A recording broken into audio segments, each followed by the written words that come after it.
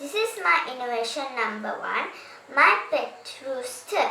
The things I use to make this is popsicle sticks, buttons, spoon, Google eyes, lids, battery and a geomotor. I will show you how this works.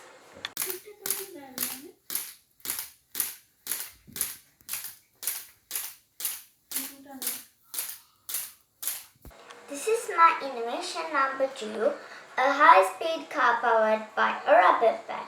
The things I use to make is lids, rubber band, popsicle stick, a thin wooden stick, straw, 2 batteries. I will show you how this works.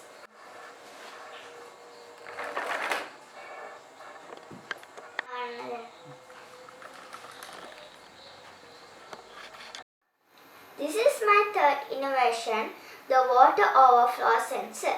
The things I use to make is a ping pong ball, cylinder, a buzzer, 2 nuts, clothing peg, battery, circuit wire. I will show you how this works. This is how it works.